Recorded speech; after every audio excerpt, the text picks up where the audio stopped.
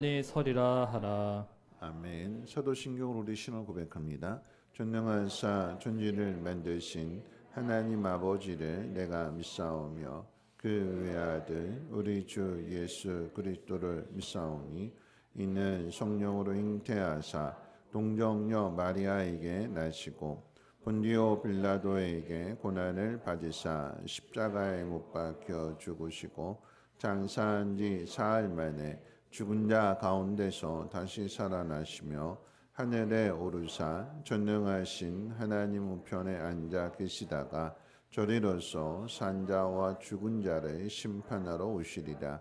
성령을 믿사오며 거룩한 공예와 성도가 서로 교통하는 것과 죄를 사하여 주시는 것과 몸이 다시 사는 것과 영원히 사는 것을 믿사옵나이다.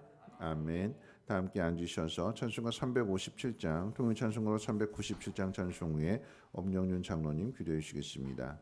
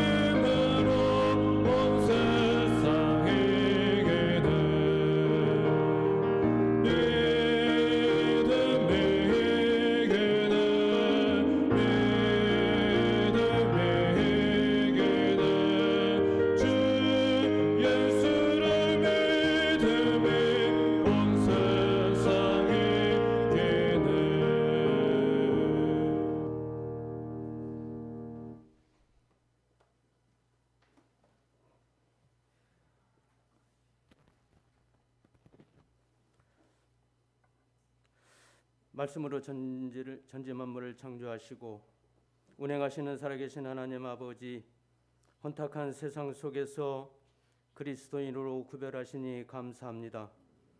천하보다 귀한 생명을 은혜 중에 허락하셔서 오늘 또 호흡 주시며 새날을 맞게 하시니 감사합니다. 믿음이 성장하는 싹이 되어야지 하면서도 자꾸만 아니라며 안식하는 우리들의 모습에 하나님, 이 시간 말씀의 권능으로 순종의 예배가 되게 해 주시옵소서. 성전 리모델링으로 인하여 각 처소에서 온라인 예배를 드리는 성민의 관속들 이곳 성전을 향하도록 마음을 모아 주시옵소서. 한 주간은 우리들의 생활이 세상에 화려하고 편한 것 좋아해서 하나님 말씀 실천에 순종의 삶을 살지 못했습니다.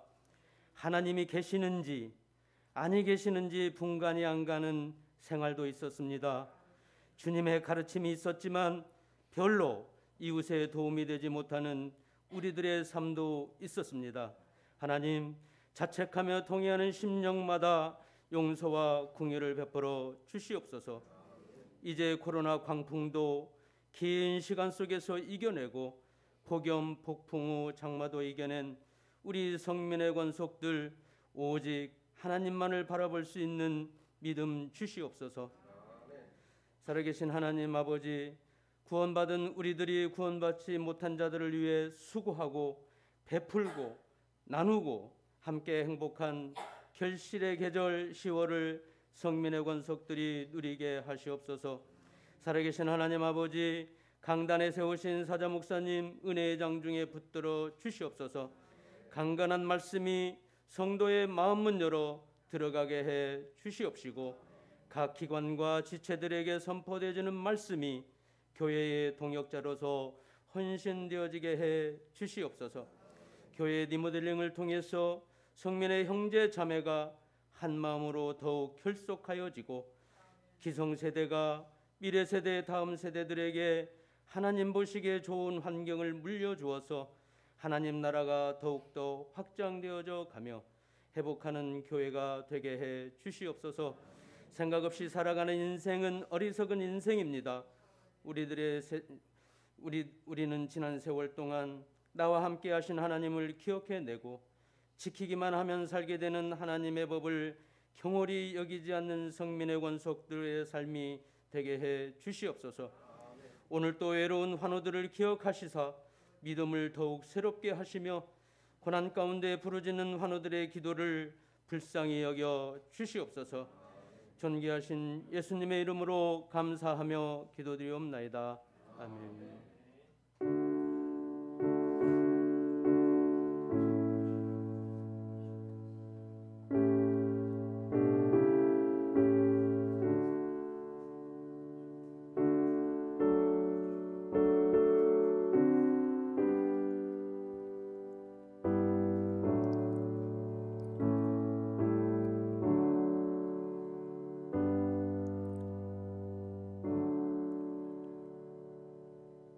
교회 소식을 전하도록 하겠습니다. 교회 리모델링 공사 중에 있습니다. 10월 15일까지 공사가 진행이 되고요. 10월 16일 셋째 주일부터 하나님 앞에 예배를 드릴 수 있을 것입니다. 그동안 좀 불편하시더라도 주일 낮 예배와 또 저녁 예배만큼은 온라인으로 드려주시고요. 주중 예배, 새벽 예배와 수요 예배와 금요 예배는 지하 청소년부실에서 드리게 됩니다. 많이들 참석하셔서 교회가 어떻게 새롭게 되어지는지 보시기도 하고 기도해 주시기를 부탁드립니다. 아울러서 다음 주일은 쉼터 20주년 기념을 맞이하면서 쉼터에서 예배를 드리고자 합니다. 오랫동안 교회 본당에서 예배를 드리지 못한 관계로 인해서 지금까지는 저녁 예배 때 이제 예배를 드렸는데 온라인 예배를 드리는 것보다는 함께 현장에서 예배 드리는 것이 좋을 것 같아서 다음 주일은 11시 우리 수양관에서 예배를 드리도록 하겠습니다. 차량 안내 광고를 드리면요.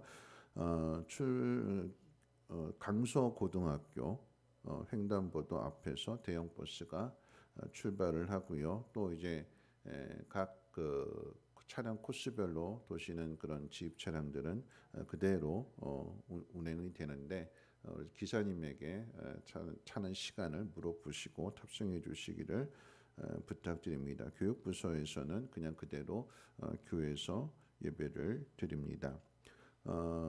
이 차량 안내 광고만큼은 다시 한번 여러분들이 그 유튜브 예배를 통해서도 다시 한번 확인하셔서 착오 없으시기를 바라겠고요. 아울러서 이제 다음 주 쉼터 예배 기념과 관련해서 청남전도회가 토요일 날 아침 9시에 교회에서 출발해서 쉼터 청소하러 간다고 합니다. 회원님들은 많이들 참여해 주시기를 부탁드리겠습니다. 교우 동정 가운데 오늘 이제 정남석 권사님이 소천하셨습니다. 오늘 이제 새벽에 소천하셔서 이제 내일 입관과 발인 예배가 이루어지게 되는데 많이들 격려해 주시고 조문해 주시기를 또한 부탁드려 봅니다. 하나님 말씀 보도록 합니다. 하나님 말씀은 느헤미야서 1장 1절로 5절 말씀입니다.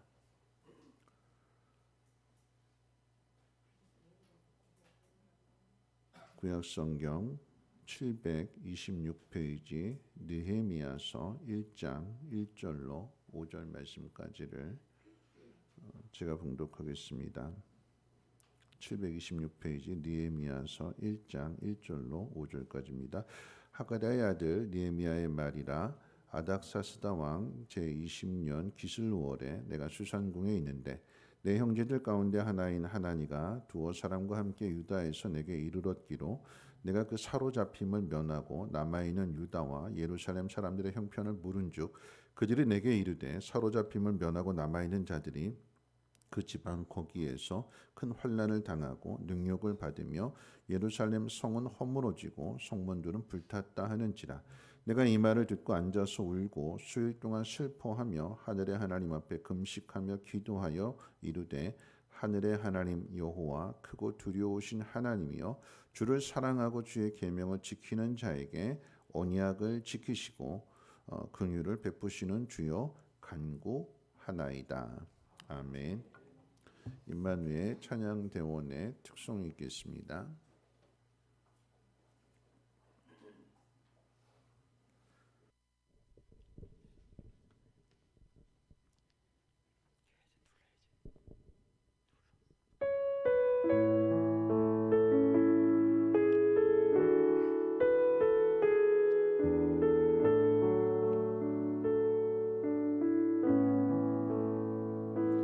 나의 은총은 이곳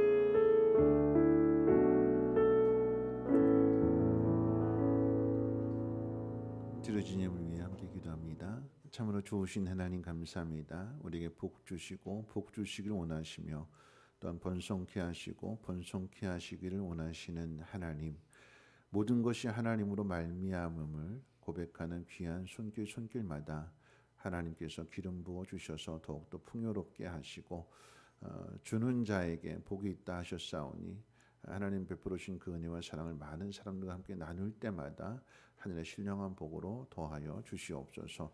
하나님의 뜻이 이루어지게 하시고 하나님 영광이 나타나는 그곳에 많은 사람들이 하나님을 찬송하며 경배할 수 있도록 하나님 인도해 주시고 역사해 주옵소서. 오늘도 하나님 말씀을 듣습니다. 들려지게 하시고 또한 성령을 통해서 깨달아지게 하셔서 그 말씀 그대로 순종함으로 인하여 하늘에서 놀라운 그 은혜를 통한 귀한 상급이 넘쳐나게 하옵소서. 우리 구주 예수님의 이름으로 기도하옵나이다. 아멘. 네, 한 주일 동안도 편안하게 잘 지내셨는지요? 우리 옆에 분하고 함께 문안하도록 하겠습니다. 하나님이 당신을 복 주시기를 원하시고 당신을 기뻐하십니다. 이렇게 인사하겠습니다. 하나님 이야기로 말씀을 시작하겠습니다. 나이가 아주 많으신 할아버지가 시골에서 혼자 의욕도 없이 살고 계셨는데 서울에 살던 아들이 어느 날 갑자기 손자를 데리고 와서는 사정이 있어서 그러니 잠시 맡아달라는 말을 남기고 떠났습니다. 그날부터 할아버지는 손자를 위해서 밥을 짓고 반찬을 만들기 시작합니다. 반찬을 만들다 보니까 텃밭에 채소도 심어야 됐고요.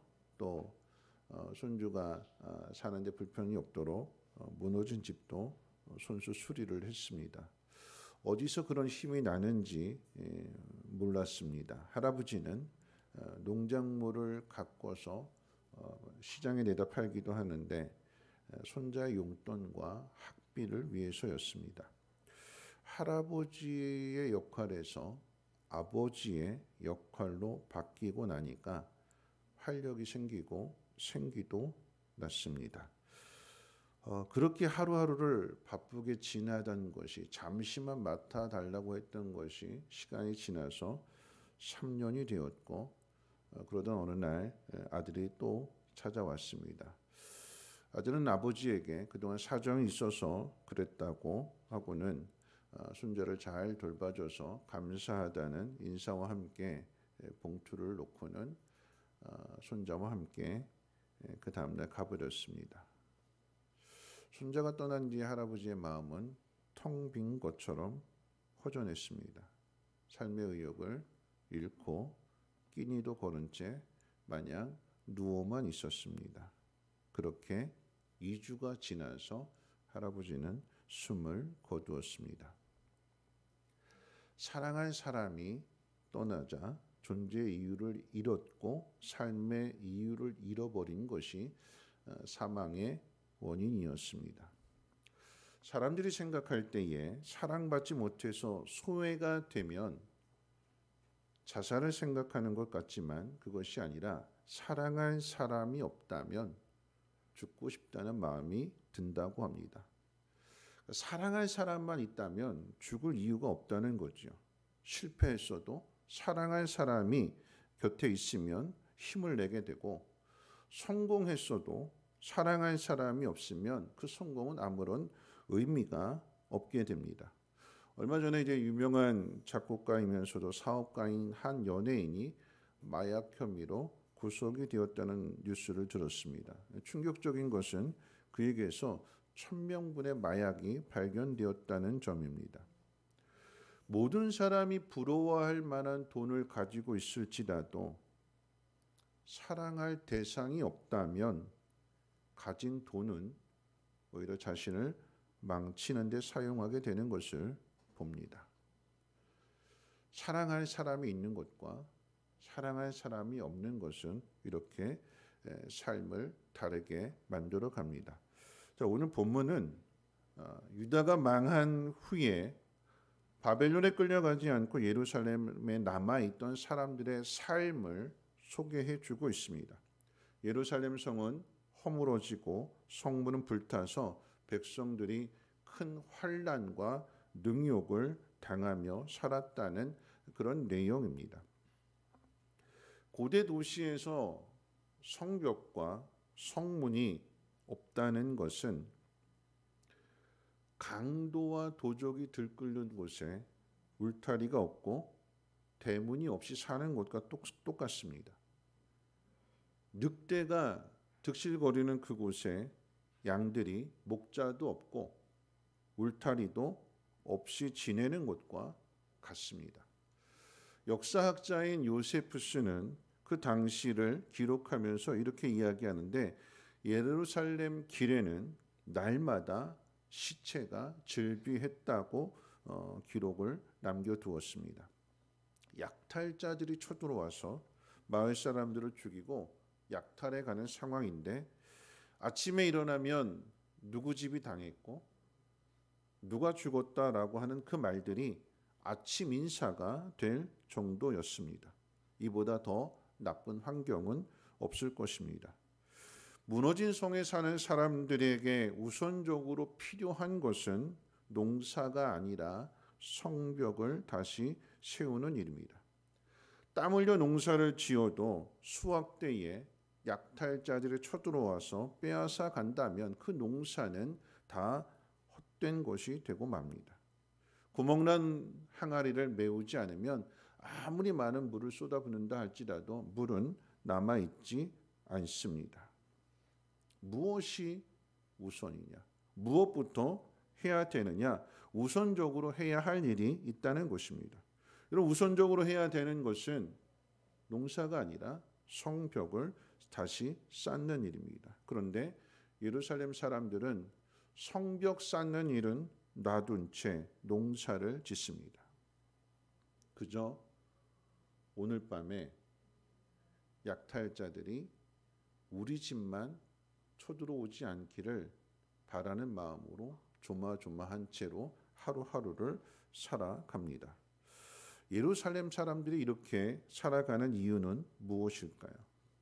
그 옛날 영광스러웠던 그 예루살렘의 그 모습을 다시 회복하지 못하는 이유는 무엇일까요? 두 가지로 생각해 보려고 합니다. 첫 번째는 체념하는 거죠. 체념이라고 하는 것은 품었던 생각이나 기대와 희망을 아주 버리고 더 이상 기대하지 않는 마음을 체념이라고 말합니다. 우리가 사용하는 말 중에 안 한다는 말과 못 한다는 말이 있습니다. 안 한다는 말은 할 수 있지만 하지 않겠다는 말이고요. 못 한다라고 하는 것은 할 수 있는 능력이 없어서 하지 못한다라고 하는 의미가 됩니다. 여러분, 다이어트는 안 하는 걸까요? 못 하는 걸까요? 안 하는 거죠. 할 수 있는데 안 하는 거예요. 여러분, 공부는 안 하는 걸까요? 못 하는 걸까요? 안 하는 거지요. 할 수 있는데 안 하는 거예요. 공부도 좋지만 노는 게 더 좋아서 마음만 먹으면 얼마든지 할 수 있는 거예요. 선생님들이 늘 하는 말이 있잖아요. 얘가 머리는 좋은데 노력을 안 한다. 그렇죠? 머리 좋으니까 언제든지 노력만 하면 할 수 있는 거예요. 잘할 수 있는 거예요. 안 하는 것과 못 하는 것, 사전적인 정의로 이야기한다면 구분이 돼요. 안 하는 것은 할 수 있지만 안 하는 거고요. 못 하는 것은 할 수 있는데 못 하는 것. 그러니까 능력의 차이로 구분이 되지만, 그런데 실상 우리가 안 한다, 못 한다라고 하는 이 말을 사용하게 되는 것은 구분을 할 수가 없습니다. 왜냐하면 이것은 연결되어져 있기 때문에 그러합니다. 어떤 일을 한번 시도해 봤는데, 노력해 봤는데, 그런데 벽에 부딪히게 되면, 그리고 그 일이 실패로 끝나게 되면 사람들은 낙심하게 됩니다. 해도 안 되는구나. 그리고는 어떻게 해요? 안 하게 되는 거죠. 이런 벼룩의 사고라고 하는 말이 있는데, 벼룩은 뛰는 걸 잘해요. 그런데 실험을 할 때에 사람들이 그 벼룩을 컵 안에 넣어놓고 얼마든지 뛰어넘을 수 있는데, 그 컵을 이렇게 입구를 한번 닫아놔 봤어요. 막아놨어요. 그랬더니 벼룩이 뛰다가 그 벽에 부딪힙니다. 자, 그럼 그 다음부터 이 벼룩이 뛸까요, 안 뛸까요? 안 뛰죠. 뛰면 머리가 아프구나. 여러분 코끼리도 마찬가지죠. 여러분 그 큰 코끼리를, 힘이 센 코끼리를 밧줄 하나로 어떻게 제어할 수 있을까요? 처음부터 태어났을 때부터 계속해서 밧줄로 묶어두면 움직이려고 할 때마다, 어릴 때 힘이 없으니까 움직이려 할 때마다 이 밧줄이 꽉 붙들고 있으니까 움직이면 안 되는구나. 나중에 커서도 충분히 그것을 힘으로 뚫고 갈 수 있는데, 끊고 자기 원하는 대로 갈 수 있는데, 그 밧줄 하나에 묶여져 있으면 안 되는구나 라고 하는 걸 포기하게 되는 거죠. 못해서 못하는 것이 아니라 그 못하는 것이 자꾸 반복이 되니까 어떻게 해요? 나중에는 안 하게 되는 거죠. 해도 안 되는구나 절망하게 되고, 그리고 마침내는 체념하게 되는 것입니다. 체념을 하는 사람에게는 저마다의 다 이유가 있습니다. 오늘 이 본문의 예루살렘 성벽을 재건하지 못하는 이유에 대해서 한번 생각해 본다면, 첫째, 그 당시의 관리 당국 페르시아의 허가를 받아야 됩니다. 내가 원한다고 마음대로 할 수 있는 게 아니죠. 여러분 우리 집 짓는 것도 마찬가지죠. 내가 원한다고 마음대로 할 수 있는 것이 아니라 허가를 받아야 됩니다. 시작도 그렇고요, 준공도 그렇고요. 그러니까 시작부터 마치는 것까지 다 허가를 받아야 되는 거예요. 두 번째로 성벽 재건에 들어가는 비용을 부담해야 됩니다. 그냥 되는 거 아니에요. 공짜로 되지 않습니다. 자기 비용을 부담해야 되는 거예요. 셋째, 공사를 시작하면 생업을 중단해야 되고 모두가 다 함께 노동을 해야 됩니다. 공사에 매달려야 되는 거예요. 네 번째, 공사 중에 방해꾼이 나타날 수 있어요. 꼭 어떤 공사를 하게 되면 방해꾼들이 있습니다. 예를 들어서 이제 교회 공사를 하더라도 주변에서 시끄럽다고 민원을 제기한다든가 그런 방해꾼들이 있어요. 근데 그런 모든 것들을 다 이겨내야 됩니다. 다섯 번째, 시작한 그 마음을 끝까지 변하지 않고 모두가 다 함께 가야 마침내 예루살렘 성벽이 세워지게 되는 거죠. 그런데 예루살렘 성벽이 무너진 채로 100년을 살았다면 이 사람들은 못하는 것이 나중에는 안 하는 것이 되었고요. 그 안 하는 것이 나중에는 이제 체념이 되어서 그냥 그렇게 살았다는 의미입니다. 희망을 버린 거죠. 우리 신앙도 마찬가지입니다. 무너진 신앙을 다시 일으켜 세워야 한다는 것을 알고 있습니다. 예배해야 되고 기도해야 되고 봉사해야 되고 세상의 일보다도 하나님의 일을 해야 된다는 것을 아는데 하지 못하는 이유들이 분명히 있습니다. 그런데 그 이유들을 극복하지 못하면 그 다음은 예배도 안 드리고요, 기도도 안 하게 되고요, 봉사도 안 합니다. 그리고 마침내는 믿음도 버리게 됩니다. 못하는 것이 많아지게 되니까, 그리고 오래되니까 안 하게 되고 그냥 그렇게 살아갑니다. 체념입니다. 오늘 본문에 있는 사람들의 모습이기도 합니다. 예루살렘 성벽을 다시 재건하지 못하는 두 번째 이유는 사명을 잃어버렸기 때문입니다. 성벽과 성문을 재건해야 안전하게 살 수 있다는 것을 아는데 못하는 것은 이 일을 사명으로 생각하는 사람이 없기 때문입니다. 좀 더 정확하게 말씀을 드리면 공동체를 위한 사명입니다. 자신의 가정을 위해서 일을 하는 사람은 많습니다. 부모는 자식의 행복을 위해서라면 그 어떤 희생도 감당할 수 있습니다. 반대로 자녀들 또한 병든 부모를 위해서 자신의 꿈을 포기하기도 합니다. 희생이지요. 옛날에는 어려운 가정에서 장남과 장녀가, 그러니까 마지가 동생들 뒷바라지를 위해서 대학 가는 걸 포기하고 직장에 취업해서 동생들을 위해서 자신을 희생하는 경우도 많이 있었습니다. 가족을 생각하는 거예요. 근데 오늘날에 있어서는 이 가족 관계가 많이 무너지고 깨어졌습니다. 여러분, 가족을 생각하는 마음이 참 귀한데, 가족을 위해서라면 무엇이든지 다 할 수 있는데, 그런데 중요한 것은 그 당시 예루살렘 사람들의 마음은, 그리고 삶의 모습은 딱 거기까지였습니다. 가족을 위해서 희생하는 사람은 있는데 예루살렘 공동체를 위해서 희생하는 사람은 없습니다. 나와 내 가족의 행복을 위해서 꿈을 갖는 사람은 많지만 이스라엘 공동체의 행복을 위해 꿈을 갖는 사람은 없었습니다. 더 큰 꿈을 꾸지 못하는 이유는 더 큰 꿈을 꾸는 데는 더 많은 일을 해야 되는 것이고, 더 많은 일을 한다라고 하는 것은 내 자신을 희생해야 한다는 것입니다. 똑같은 조건에서 더치페이 한다면 하겠는데, 누군가 한 사람이 일방적으로 희생해야 되는 것은 하지 않습니다. 억울하거든요. 저 사람은 안 하는데 왜 나 혼자 해야 되는가? 왜 내가 희생해야 되는가?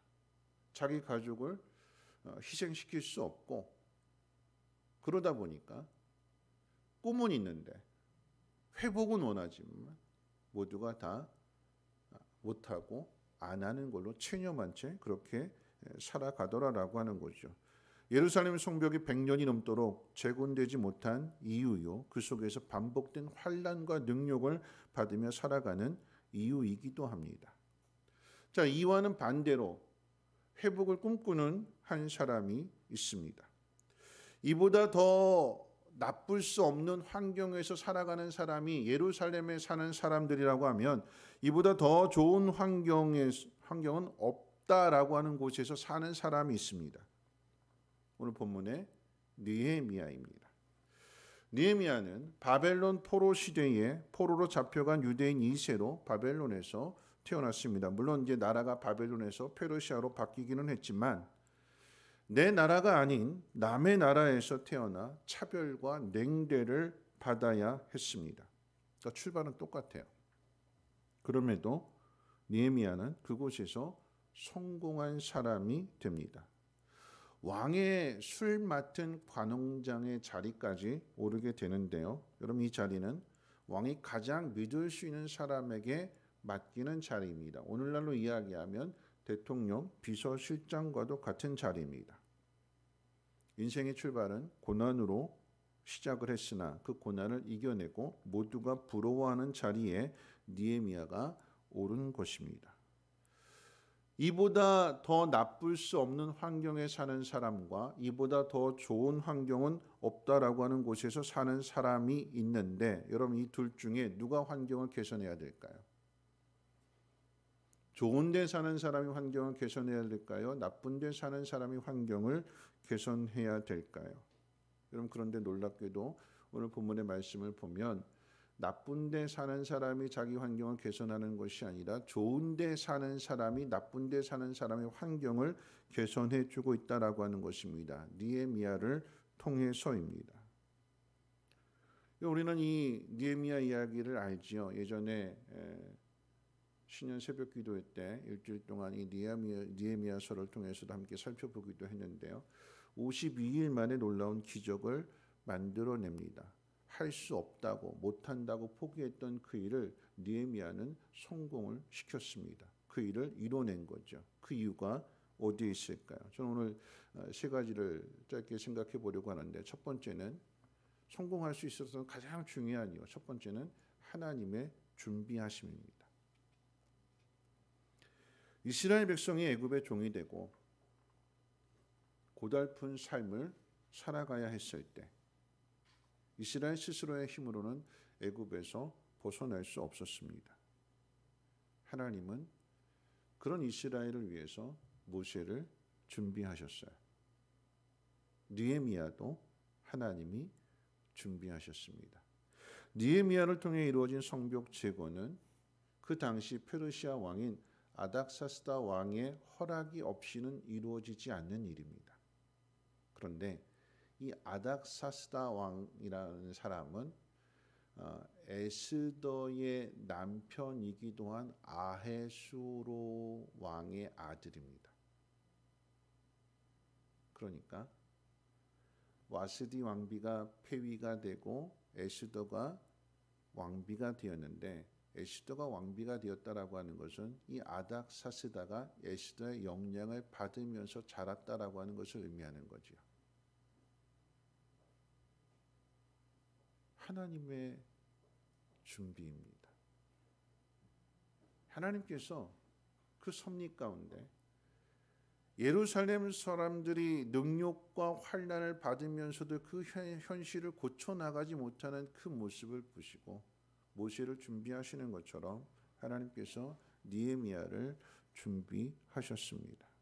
느헤미야가 술 맡은 관원장이 되고 왕의 신임을 가장 많이 받는 그 자리에 오르게 된 것 또한 하나님의 일하심이요 하나님의 섭리입니다. 자기 백성을 돌보시는, 자기 백성의 그 고난과 그 아픔을, 그 고통을 외면하지 아니하시는 하나님의 마음이고 하나님의 사랑입니다. 하나님은 당신의 백성이 예루살렘 성벽이 무너진 채로 환난과 능욕을 받으며 사는 것을 원치 않으십니다. 자녀의 삶이 무너져 있는데 그것을 방치하는 부모는 없습니다. 어떻게든 도우려 하고 어떻게든 회복시키려고 하는 것이 부모의 마음입니다. 동일하게 하나님은 우리의 믿음이 무너진 채로 살아가는 것을 원치 않으십니다. 하나님은 우리를 회복시켜 주시길 원하시고 그를 통해서 또한 준비하시는 하나님이십니다. 내가 스스로 일어나지 못한다면 느헤미야와 같이 나를 일으켜 세워줄 수 있는 사람을 하나님이 준비하시고 그 손을 잡고서라도 일어나게 하실 것입니다. 손을 잡아주는 사람도 필요하지만 넘어져 있는 나 역시도 일어나야겠다라고 하는 의지를 가지고 내민 손을 붙들 수 있는 용기도 필요합니다.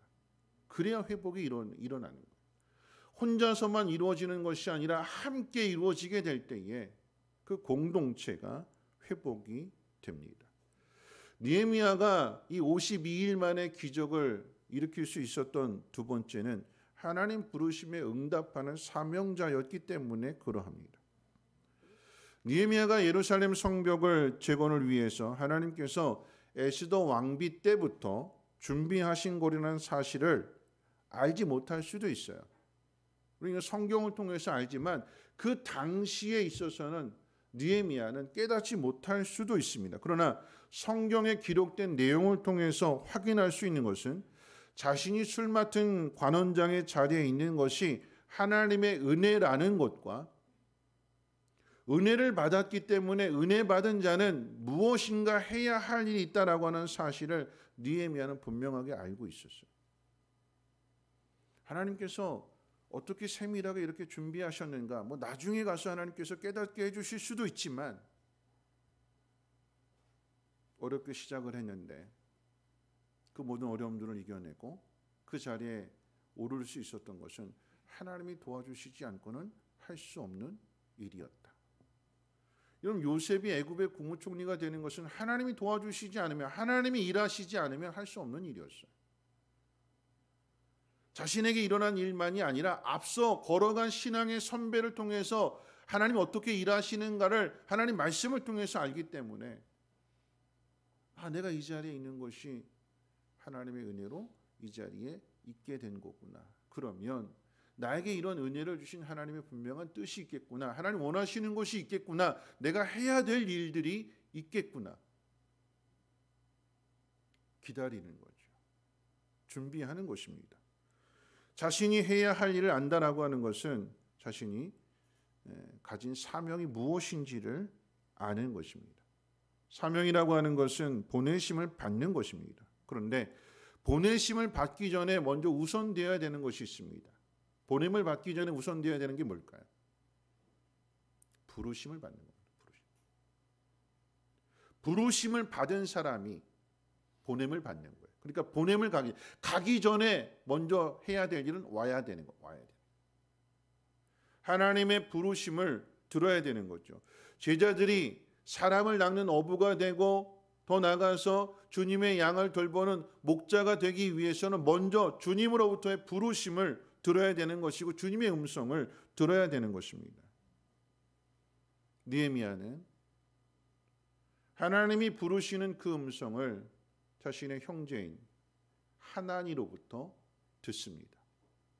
예루살렘에 그 소식을 전하러 왔는데 그 예루살렘의 사람들이 이렇게 살고 있다라고 하는 이야기를 전해 주었을 때 그때 그 순간에 느헤미야는 하나님의 음성을 듣습니다. 느헤미야서 오늘 본문 1장 4절 말씀인데요. 이렇게 기록하고 있습니다. 내가 이 말을 듣고 앉아서 울고 수일 동안 슬퍼하며. 하나님으로부터 듣게 된 예루살렘의 소식은 어둡고 절망적인 소식이었습니다. 그런데 느헤미야는 그 소식을 듣고 하나님이 자신을 부르시는 음성을 듣습니다. 자신이 왜 수산궁에 있는지, 왜 왕이 가장 신음하는 자리까지 오르게 되었는지, 왕의 가장 가까운 자리에 있었기 때문에 이 느헤미야가 얼굴에 수심이 가득한 그 모습을 왕이 보고 묻는 거잖아요. 무슨 일이냐? 왜? 뭐가 있는데? 말해봐.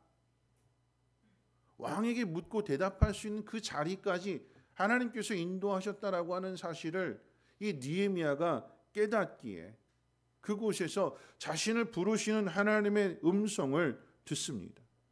마치 모르드게가 에스더를 향해서 네가 왕후의 자리에 있는 것이 이때를 위함인 줄 어찌 알겠느냐, 누가 알겠느냐 말하는 것과 똑같은 상황입니다.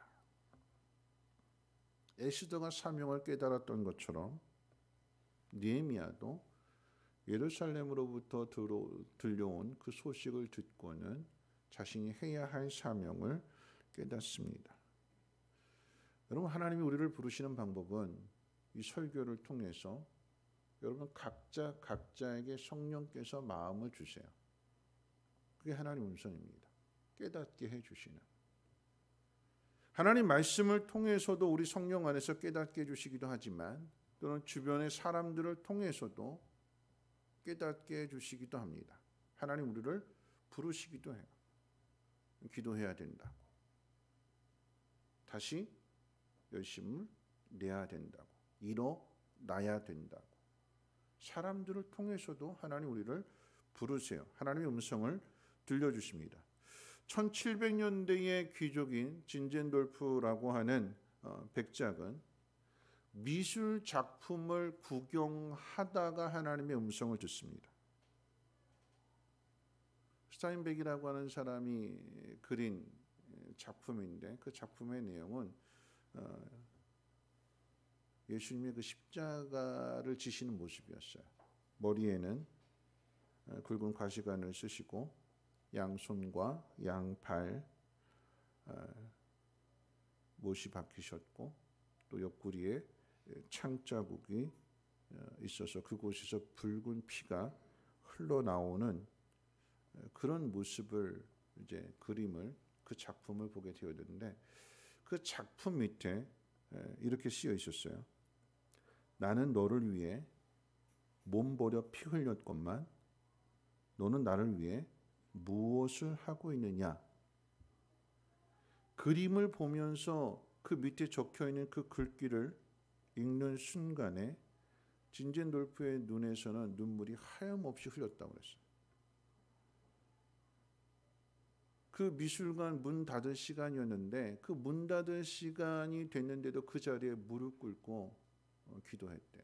그리고는 이제 집으로 돌아가는 내내 너는 나를 위해 무엇을 하고 있느냐 하는 그 말을 계속해서 되뇌이면서 집으로 갔대요.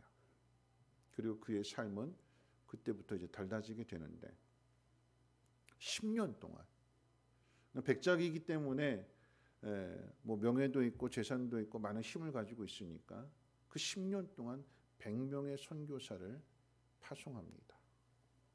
그의 인생이 세상에서는 백작이라고 하는 인정을 받지만 하나님 나라를 위해서는 선교사라고 하는 사명자가 되는 거죠. 그 인생이 바뀌게 됩니다. 하나님의 자녀로, 하나님 나라의 일꾼으로. 하나님께서 우리를 부르시는 음성 또한 다양합니다. 말씀을 통해서도 부르실 수도 있고요.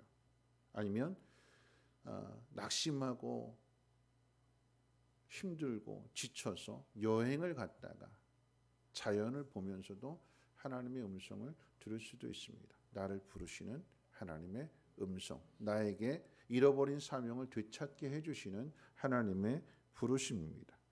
하나님의 부르심을 받은 사람의 공통점은 기도하는 자리로 나아간다라고 하는 것입니다. 모르드게가 에스더의 사명을 깨워줬을 때 에스더가 금식하고 기도한 후에 왕에게 나아가는 것처럼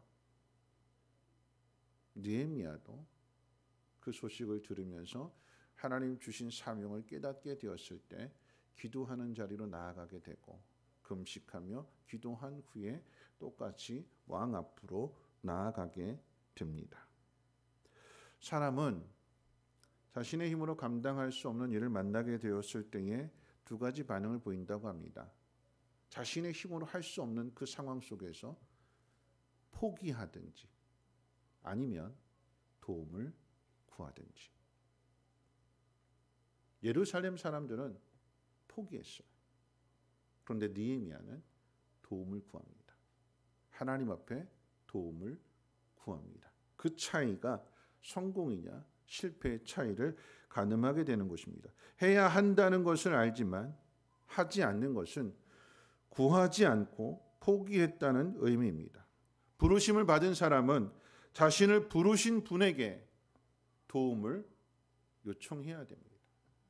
자신을 부르셨을 때에는 도와주신다라고 하는 의미를 가지고 있기 때문에 나를 부르신 그분이 그 일을 반드시 성취하겠다라고 하는 계획을 가지고 있기 때문에 그분에게 도움을 요청해야 되는 거예요. 그분이 누구일까요? 하나님이시잖아요. 나를 오늘 이 자리에 있게 하신 분, 나에게 은혜를 주셨기에 그 은혜를 통해서 하나님의 역사를, 하나님의 영광을 나타내기를 원하시는 그 하나님 앞에 도움을 구하게 될 때에 하나님의 도움을 받게 되는 것이고, 이런 기도로부터 사명이 시작이 되는 것이며 기도가 회복의 시작이 됩니다. 느헤미야는 슬픈 마음으로 기도를 했다고 그랬어요. 그럼 느헤미야의 슬픔은 예루살렘 사람들이 받는 그저 약탈을 당하고 누가 죽고 재산 빼앗기고 하는 그런 일들을 통한 슬픔이기도 하지만 더 큰 슬픔은 이스라엘 백성의 잃어버린 정체성 때문에 더 슬퍼하는 거예요. 이렇게 살 사람들이 아닌데, 못한다고 할 수 없다고 포기하고 체념하고 그렇게 비참하게 살아갈 사람들이 아닌데 그렇게 살고 있는 것을 보니까 너무나 가슴이 아픈 거예요. 그럼 말씀 한번 같이 한번 읽어볼까요? 느헤미야 1장 10절 말씀, 뒤에 있는 말씀 10절 말씀 같이 한번 읽어보겠습니다. 함께 읽겠습니다. 시작. 이들은 주께서 일찍이 큰 권능과 강한 손으로 구속하신 주의 종들이요 주의 백성입니다. 주의 종들이고 주의 백성인데 세상 사람들로부터 약탈을 당하고 괴롭힘을 당하고 능욕을 당하는 그런 모습을 보니까 너무나 슬픈 거예요. 너무나 가슴이 아픈 거예요. 이겨낼 수 있는 사람들인데, 다시 회복할 수 있는 사람들인데, 다시 하나님의 영광을 나타낼 수 있는 하나님의 백성이고 하나님의 자녀들인데 그렇지 못하니까 마음이 아픈 거예요. 마음이 시립니다. 그래서 느헤미야가 하나님 앞에 도움을 구합니다. 이스라엘의 회복을 준비하신 그 하나님 앞에 구하는 것이고, 이것은 느헤미야가 가진 사명이기도 합니다. 한 사람이 내린 한순간의 결정이 그의 생애뿐만 아니라 역사 가운데 어떤 영향을 남겼는지를 우리는 생각해 봐야 될 것입니다. 100년 넘게 허물어져서 있던 그 성벽이 단 52일 만에 건축이 되었습니다. 사람들은 이 공사를 52일의 기적이라고 불렀습니다. 못한다고, 안 한다고 체념하며 살던 사람들이 한 손에는 창을 들고 다른 손으로는 연장을 들고 일합니다. 가난한 사람들은 자신의 집을 팔고 밭을 팔고 더 나아가서 빚까지 져가면서도 일을 했고, 부유한 사람들은 그런 가난한 사람들의 빚을 탕감해주고 먹을 것을 나누어주고 함께 모두가 하나가 되어서 성벽을 보수해 갑니다. 함께 순종합니다. 예루살렘 성벽의 건축은 단순히 무너진 성벽을 보수하는 것으로 끝나지 않고 이 성벽의 보수는 이어서 에스라의 개혁으로 연결이 됩니다. 자기 백성을 구원하시러 오시는 그 메시아를 고대하는 신앙 공동체 기초를 다시 회복하는 것입니다. 느헤미야 한 사람의 날개짓이 모든 사람에게 영향을 미쳤고, 느헤미야 한 사람의 그 사명이 모든 사람의 사명을 일깨운 것이고 이스라엘 공동체를 회복한 것입니다. 말씀을 마치면서 못한다고, 안 한다고 체념하며 살았던 일이 할 수 있는 일이었고, 성벽의 재건뿐만 아니라 신앙 공동체로서의 회복할 수 있었던 가장 중요한 이유는 무엇일까요? 저는 희생이라고 생각합니다. 다른 사람을 위해서 자신을 버리는 것이 희생입니다. 행복이란 자신의 것을 주어서 다른 사람이 더 많은 것을 갖게 될 때 느끼는 기쁨이라고 합니다.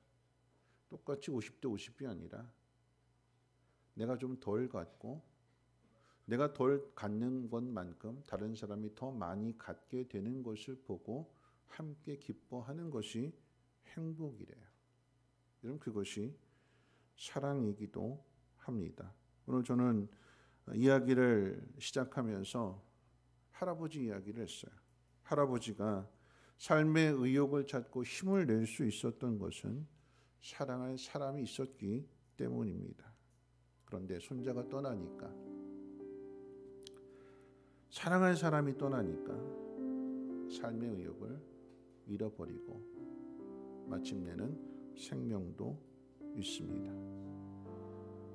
그러니까 우리는 사랑할 사람을 만들어야 되는 거예요.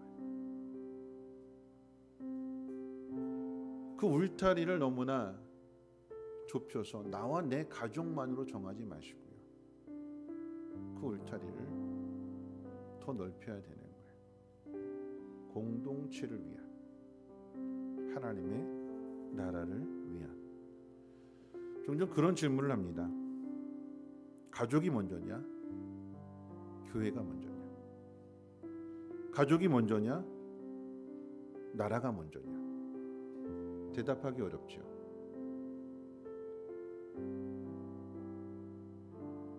엄마가 좋아, 아빠가 좋아 묻는 것과 똑같아요.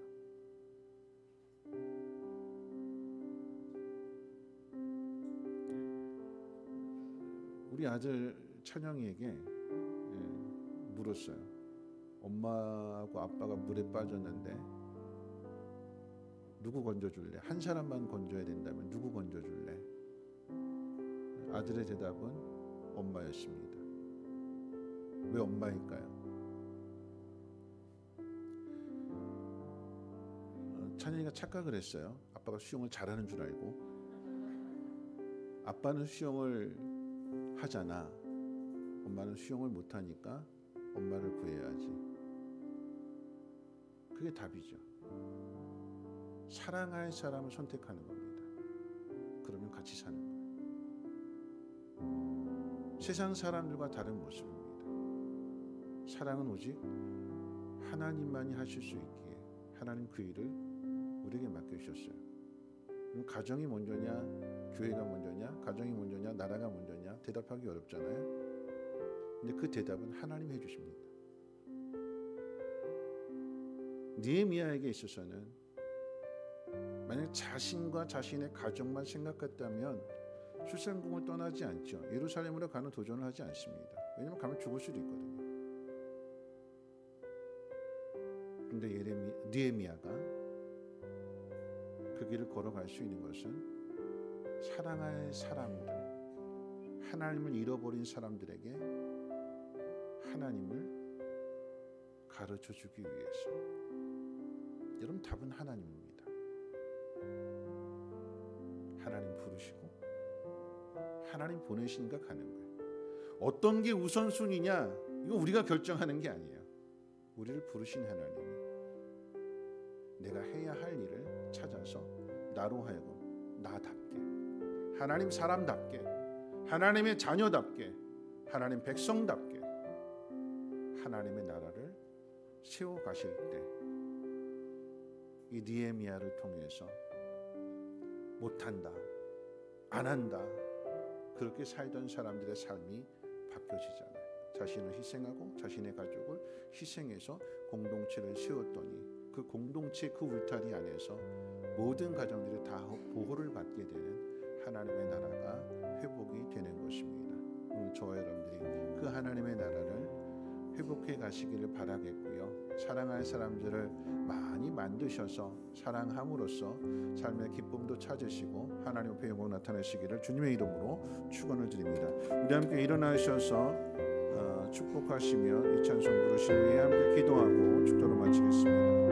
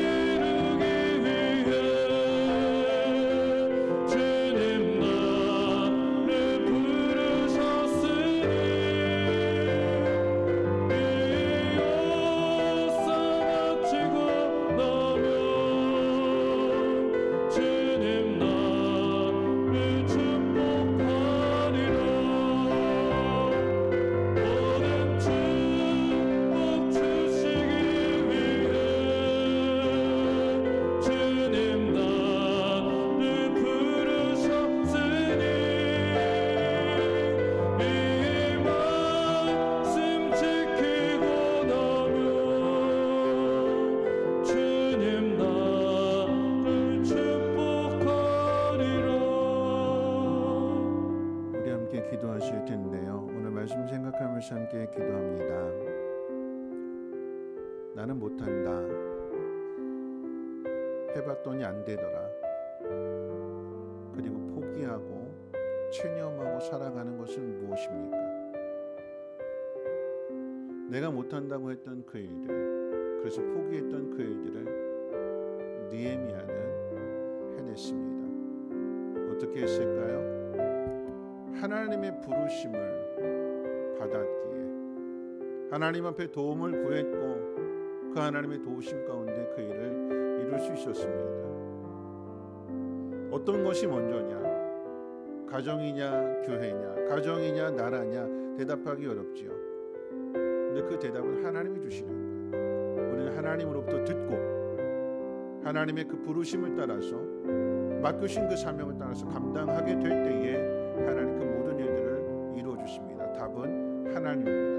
우리의 믿음 가운데 다시금 하나님을 찾게 하시고 넘어져 있는 상태로 있는 것이 아니라 하나님 우리를 일으켜 세우시기를 원하시기에 그 손잡고 일어날 수 있는 우리 모두가 되게 해달라고, 내가 일어남으로 인하여 또 다른 누군가를 일으켜 세워줄 수 있는, 그래서 믿음의 공동체를 이루며 하나님의 나라를 이루어갈 수 있는 우리 모두가 되게 해달라고 함께 통성으로 하나님 앞에 기도합니다. 거룩하신 하나님 감사합니다. 오늘 하나님 말씀을 주십니다. 무엇이 먼저인가 하나님 우선순위를 정하게 하시고 그 우선순위를 내가 결정하는 것이 아니라 하나님이 그 답을 주실 것입니다. 하나님이 음성을 들려주실 것입니다. 하나님 깨닫게 해주실 때에 지체하지 않게 하시고 기도할 수 있는 우리 모두가 되게 하시고, 내가 하는 것이 아니라 내게 능력 주시는 자 안에서 내가 모든 것을 할 수 있노라고 하나님 앞에 고백하며 기도할 수 있는 우리 모두가 되게 하옵소서. 하나님, 사랑해야 사랑합니다. 사랑받아야 사는 것이 아니라 사랑해야 내가 살고 남도 살고 모두가 다 삽니다. 하나님, 사랑할 수 있는 우리 모두가 되게 하시고, 하나님 이 사랑은 인간이 만들어내는 사랑이 아니라 하나님 우리에게 부어주시는 사랑입니다. 절대적인 사랑이고 조건과 그 이유를 따지지 않는 하나님의 무조건적인 아가페의 사랑입니다. 하나님 그 사랑으로 하나님 많은 사람들을 사랑하며 저도 하나님 앞으로 인도하게 하옵소서. 예루살렘 사람들이 잃어버렸던 것은 하나님입니다. 하나님, 예미야가 찾았던 것은 하나님, 그 하나님을 전하며 그 하나님을 가르칠 수 있는 우리의 삶이 되어지게 도와주시고 사명자가 되게 도와주시고 정성되는 것을 되게 하시고 그 하나님의 나라를 애쓰고 기도하며 수고할 수 있는 우리의 도와주시옵소서. 거룩하신 하나님 감사합니다. 오늘 하나님 말씀을 듣습니다. 하나님의 음성으로 들려지게 하시고 하나님으로부터의 우리 인생의 답을 찾게 하옵소서. 하나님 부르시면 순종케 하옵소서. 사랑할 사람이 있게 하옵소서. 그 지경이 넓어지게 하옵소서. 그래서 믿음의 공동체가 세워지게 하시고 하나님의 나라가 이루어짐으로 말미암아 누구든지 그 하나님 나라 안에서의 하나님을 만나고 하나님이 부어주시는 그 복을 누리는 우리 성민의 공동체가 되게 하옵소서. 이제는 우리 주 예수 그리스도의 무한하신 은혜와 하나님의 그 크신 사랑하심과 성령님의 감화, 감동, 충만, 보호, 역사하심이 하나님 부르심에 순종하며 많은 사람들을 사랑하기로 다짐하고 결단하는 사랑하는 주의 백성들 머리머리 위에와 가정과 하는 모든 일과 특별히 자녀들 위해 성민교회 쉼터 유치원 이 나라 민족과 북한 땅과 전 세계 위에 이제로부터 영원토록 항상 함께 있을지어다. 아멘.